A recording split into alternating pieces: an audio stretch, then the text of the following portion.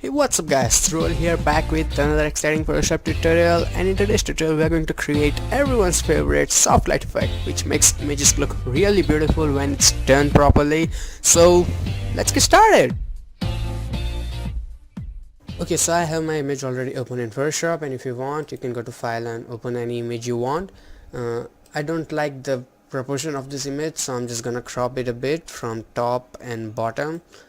We are just basically creating a mid shot instead of a full shot, and after that hit enter to confirm your selection and select your move tool. For the first step I will go, as you can see here, options. I'm going to create a new adjustment layer of curves, and in the curves try to make a shape that looks something like this. Lift this point from here so it will lighten the shadows, and also this from, so this dot will basically brighten the highlights a little more, and drag it down also a bit to create a slight contrast. Don't make it real crazy, and try to make a shape that looks something like this. You do not need to follow this exactly. And then go to red, create three dots like this.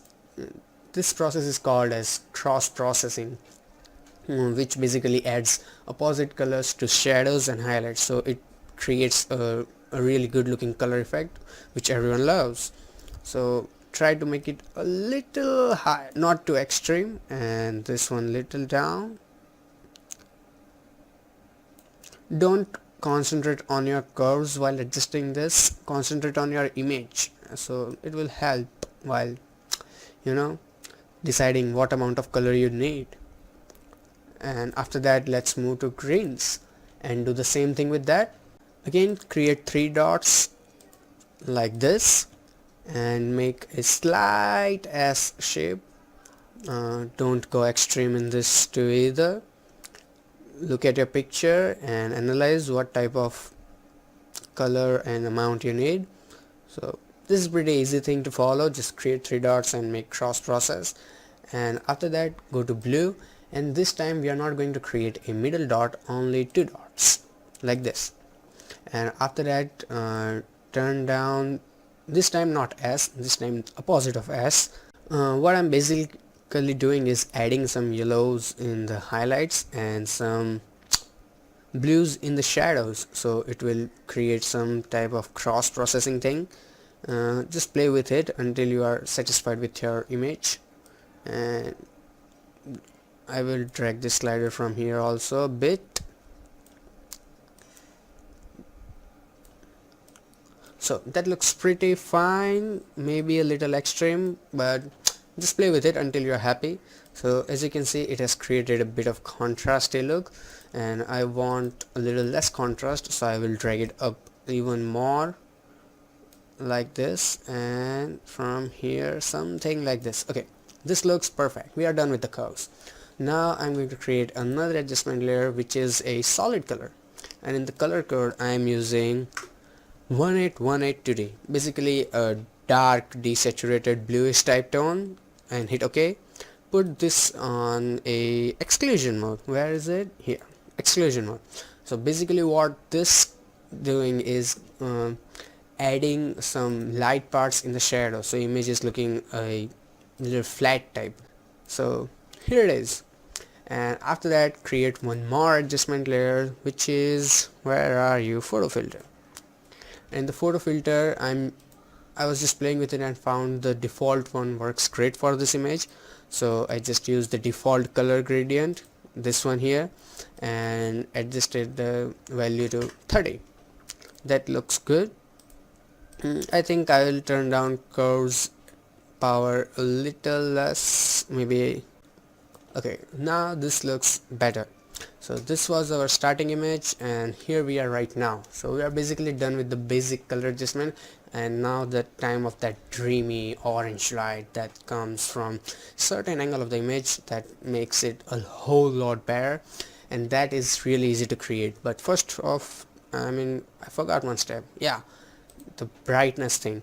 I'm gonna add some little contrast and brightness kind of a lot, but don't worry about that.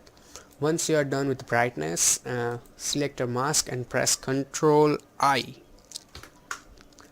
and after that Make sure you have selected a brush tool, right click, come on, and after that a ridiculously big brush that is apparently this size big and hardness 0%, and do a single click on this part so it looks like a light coming from that angle. See, it's really easy to create.